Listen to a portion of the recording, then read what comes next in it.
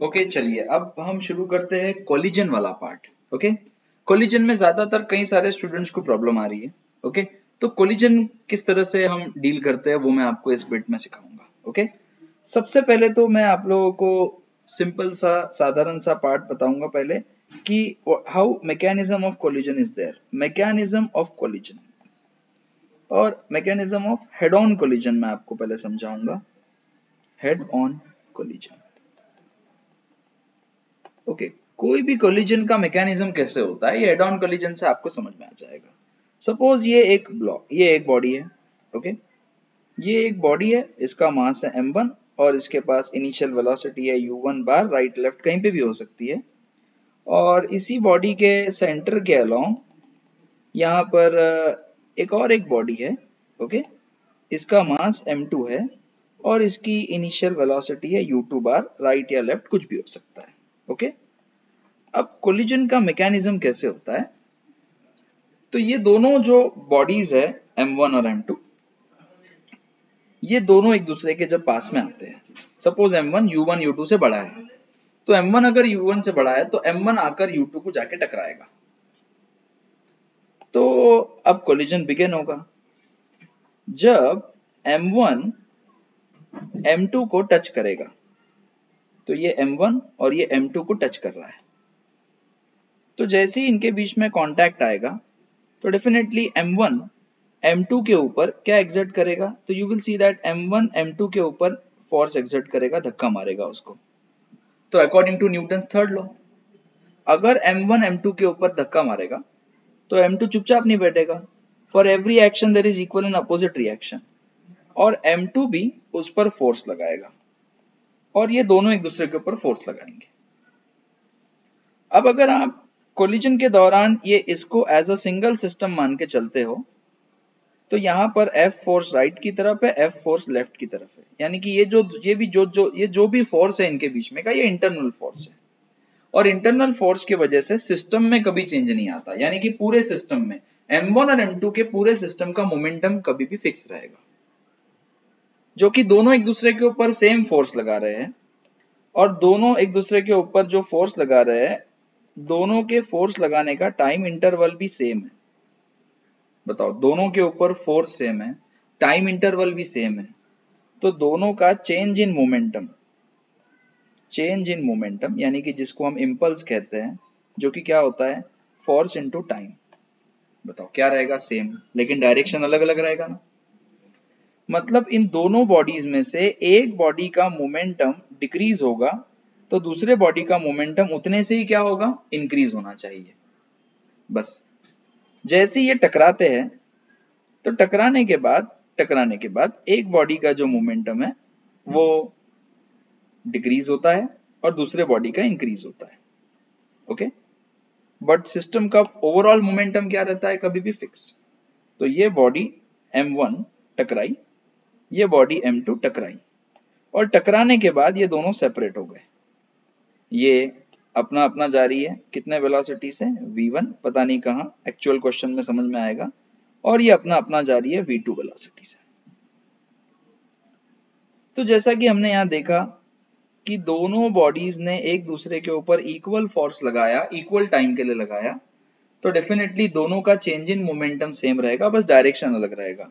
इसके moment change in momentum का direction left में है और इसके लिए चेंज इन मोमेंटम का डायरेक्शन राइट में है, जिस वजह से एक बॉडी का मोमेंटम जितने से बढ़ेगा एग्जैक्टली दूसरे का उतने से ही घटेगा। अब अगर मुझे फाइनली इन दोनों के बीच में कुछ चेक करना है, तो हम यह कहेंगे कि total momentum of system initial must be equal to total momentum of system final, और हम वैल्यूज यहाँ पे सब्स्टिट्यूट करके हमें एक इक्वेशन मिल सकता है। ये हुआ पहला part.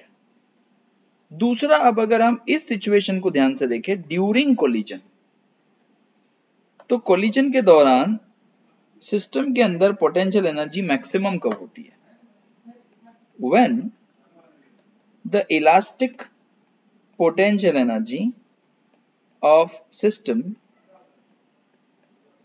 during collision will be maximum। तो कोई बात नहीं, अगर आप ड्यूरिंग कोलिजन ध्यान से देखते हो तो जब एक बॉडी दूसरे बॉडी को टच करना शुरू करती है तो डेफिनेटली एक बॉडी की स्पीड कम होती है और दूसरे बॉडी की स्पीड क्या होती है, ज्यादा। ऐसा करते करते करते ये दोनों बॉडीज जो है अपना शेप भी क्या करते हैं, बदलना शुरू करते हैं। यानी कि सिस्टम की काइनेटिक एनर्जी थोड़ी सी कम होके किस में कन्वर्ट हो जाती है, इलास्टिक पोटेंशियल एनर्जी में कन्वर्ट हो जाती है। और ऐसा करते करते करते थोड़े टाइम के लिए ये दोनों बॉडीज के पास कॉमन वेलोसिटी आती है, और जब दोनों बॉडीज कॉमन वेलोसिटी से जाते हैं तो ये वाले इंस्टेंट पर, ये वाले सिचुएशन में पोटेंशियल एनर्जी इन सिस्टम क्या हो जाती है, मैक्सिमम। अब सिस्टम में जो एनर्जी है वो सबसे ज्यादा है, मैक्सिमम है। और अगर आपको वो पता करना है, so assuming no loss of energy, या अज्यूमिंग कि ये कोलिजन कौन सा है, इलास्टिक कोलिजन है, यहाँ पर एनर्जी हीट एंड साउंड में लॉस नहीं हो रही है, तो ही ये जो मैं बता रहा हूं एप्लीकेबल है। तो उस केस में हम क्या कहेंगे, total energy of system initial must be equal to total energy of system final. तो बताओ, सिस्टम के पास टोटल इनिशियल एनर्जी काइनेटिक थी half m1 u1 square plus half m2 u2 square is equal to, और अब half m1 plus m2 यानी कि दोनों बॉडीज m1 और m2 ने अपना डिफॉर्मेशन बताया है, कुछ एनर्जी पोटेंशियल में स्टोर हो चुकी है और दोनों कॉमन वेलोसिटी से भी जा रहे हैं। तो half m1 plus m2 into common velocity का स्क्वायर प्लस जो भी एनर्जी का गैप रहेगा वो किस में कन्वर्ट हो चुकी है, पोटेंशियल एनर्जी में। और ये इक्वेशन को यूज करके आप मैक्सिमम पोटेंशियल एनर्जी आसानी से निकाल सकते हैं। ये ड्यूरिंग कोलिजन वाला पार्ट हुआ, ओके, कि ड्यूरिंग कोलिजन एनर्जी सबसे ज्यादा कब होती है, सिस्टम की पोटेंशियल एनर्जी सबसे ज्यादा कब होती है, तो जब दोनों बॉडीज कॉमन वेलोसिटी से जाते हैं तब सिस्टम की एनर्जी सबसे ज्यादा होती है। ये इस क्वेश्चन का आंसर है। और कैसे निकालते हैं, तो कोलिजन अगर इलास्टिक रहा तो ही आप इसको इस तरह से निकाल पाओगे, अदरवाइज नहीं कर पाओगे। ध्यान रखिए, ये हो गया। अब कोलिजन के किसी भी न्यूमेरिकल को, किसी भी एग्जाम्पल को अगर सॉल्व करना है तो दो इक्वेशन का इस्तेमाल होता है। पहला इक्वेशन निकलता है, total momentum of system initial must be equal to total momentum of system final. दूसरा जो टर्म सबसे ज्यादा यूज होता है वो होता है coefficient of restitution. Coefficient of restitution, तो इसका क्या मीनिंग होता है, तो कोएफिशिएंट ऑफ रेस्टिट्यूशन का मतलब होता है रिलेटिव वेलोसिटी ऑफ सेपरेशन। जब बॉडी सेपरेट होते हैं तब उनकी relative velocity divided by relative velocity of approach. और जब इनिशियली जब वो एक दूसरे की तरफ आते हैं टकराने के लिए, कोलाइड होने के लिए, तब की वेलोसिटी।